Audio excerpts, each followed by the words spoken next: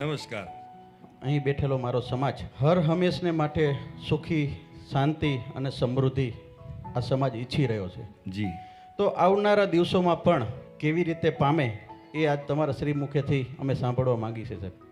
સૌ પ્રથમ તમારે કલ્ચર સેટ કરવું પડે. સમાજના દરેક વ્યક્તિને કલ્ચર સેટની અંદર આ તમે જે આજે કાર્યક્રમ કર્યો ને એ એનો પાર્ટ છે. કલ્ચર સેટમાં તમને એક્ઝામ્પલ આપું છું. તમે બાળકો નહીં પાછળ બેઠા છો, બહુ રિયલ વાત કરું છું.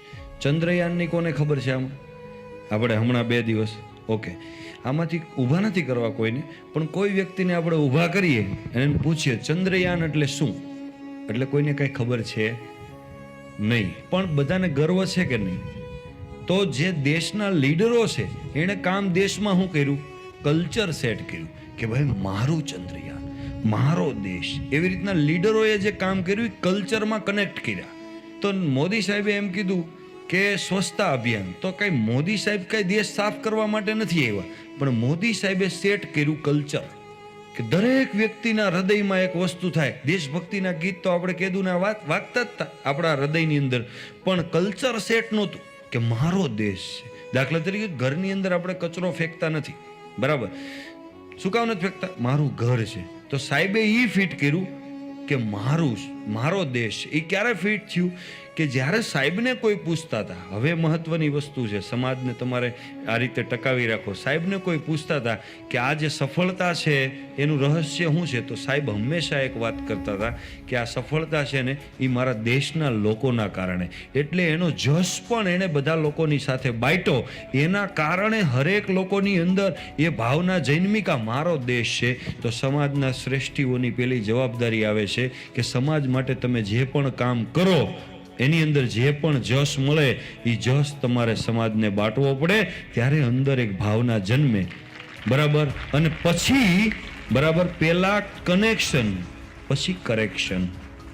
તમારે કાંઈ પણ કરેક્શન કરવું છે તો પહેલા કનેક્શન બંધાવો. કનેક્શન માટે તમારે આ જશ આપવો પડે. હવે તમે ગમે એટલું આયોજન કર્યું, આ બાળકો ખાલી અહીંથી નીકળી જાય એટલે કાર્યક્રમ કેવો લાગે?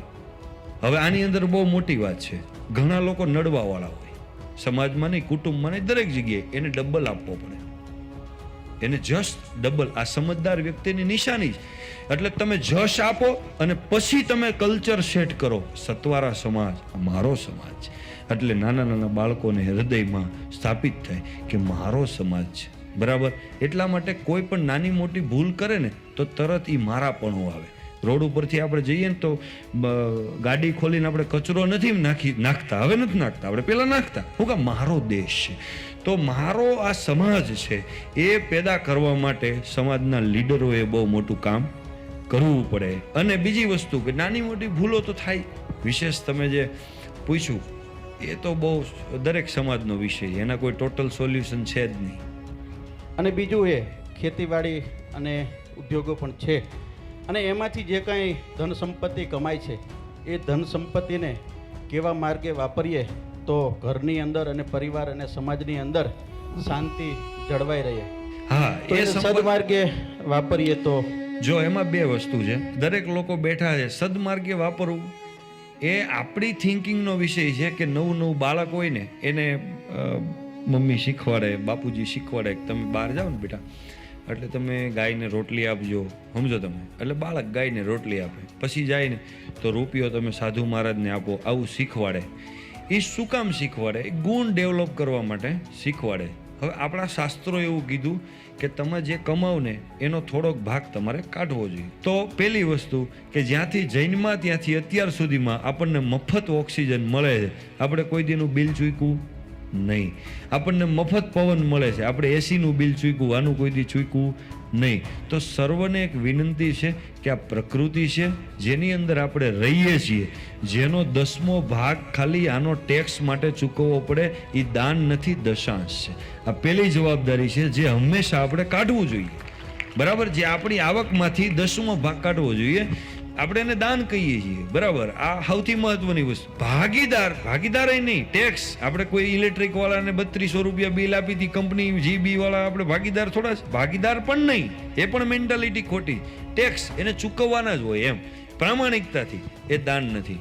અને પછી એની ઉપર તમે જે આપો એને દાન કહેવાય. મફત બધું ખાય છે, મફત બધું લે છે, ભલા માણસ ખેડૂત જ્યારે હોય છે ને, ખેડૂત એ તમને કોઈ પણ વસ્તુ ઉગાડીને આપે છે, એનો ભાવ માર્કેટિંગ યાર્ડવાળા નક્કી કરે છે, બરાબર. એ ખાલી વ્યવસ્થાના ભાગરૂપે એ ભાવ નક્કી થાય છે. પણ ખેડૂત જ્યારે એ કામ કરતો હોય ને, ત્યારે પરસેવાનું ટીપું જમીનમાં જાય ને, એનું કોઈ દિવસ મૂલ્ય નથી અખાતું. એટલા માટે આપણે આ વસ્તુ કરવી જોઈએ, એનું મૂલ્ય નથી અખાતું. એટલે 10મો ભાગ વ્યક્તિએ કાઢવો જોઈએ ટેક્સ માટે. બીજી વસ્તુ કે દરેક સમાજના લોકો બેઠા, નાના બાળકો છે, વરસાદની અંદર જ્યારે એના કપડાં બગડે, તો એ કપડાં બગડે તો એ ધોવાના કપડાં હોય, ક્યાં ધોવાના હોય? એની ઘરે એની માં ધોવે, તો એ ઘરે આવે છે બેફિકર રહીને. એ બીજાના ઘરે બાળક નથી જતું. તો જીવનની અંદર ક્યારેક કોઈ ભૂલ થઈ જાય આપણા બાળકોથી, બરાબર, કે જે ભૂલ ન થવી જોઈએ, જે બાળકોથી થઈ ગઈ, જીવનમાં ડાઘ લાગી ગઈ. બોલો તો કપડામાં ડાઘ લાગેલો એ આપણે સ્વીકાર્યો, પણ બાળકોની અંદર ક્યારેક જીવનમાં ડાઘ લાગે ને, તો એ ડાઘ ધોવાની તૈયારી આ સમાજના વડીલોએ રાખવી જોઈએ. નો રાખી ને તો એ બીજાના ઘરે ધોવા જાય છે અને વડીલો બદનામ થાય છે. એટલે હંમેશા આપણા બાળકોની સફળતા અને નિષ્ફળતા દરેકે સમાજે સ્વીકારવી જોઈએ. એ સમાજ હંમેશા આગળ જાય છે. આવા ઘણા બધા સમાજ આપણી સામે છે. મારો પ્રશ્ન એવો હતો, પહેલા સમાજ જીવનની અંદર મોટાભાગના કુટુંબો સંયુક્ત કુટુંબમાં રહેતા હતા, જે હાલ વિભાજિત કુટુંબમાં વધારે જોવા મળે છે.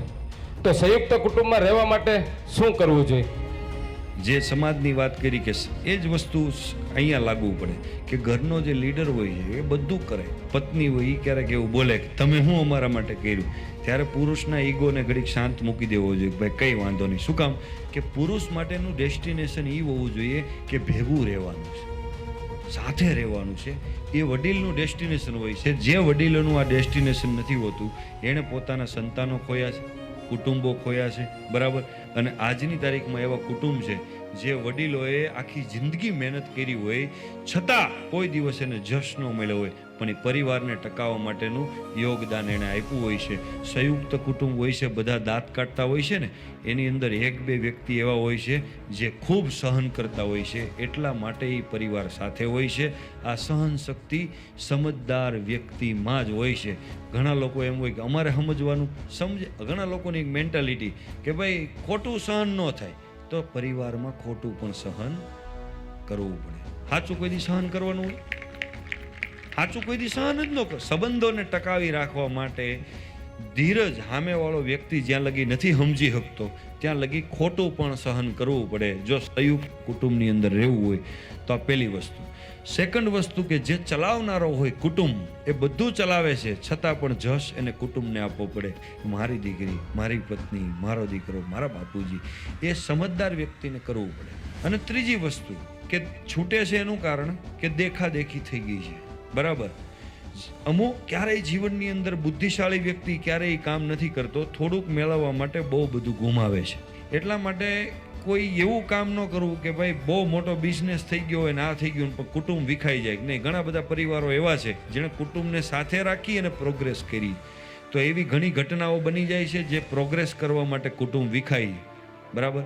તો સંયુક્ત કુટુંબની અંદર ફાયદો શું છે એની હું તમને વાત કરું કે ભાઈ રહેવું શું કામ જોઈએ. આ જુદા રહીએ છીએ આપણે, ભેગું શું કામ? હવે બાળક છે જે ઉછરીને મોટું થાય, હવે 2 જણા રહેતા હોય, દાખલા તરીકે હું એક્ઝામ્પલ કે હું ને મારી પત્ની 2 જણા રહીએ.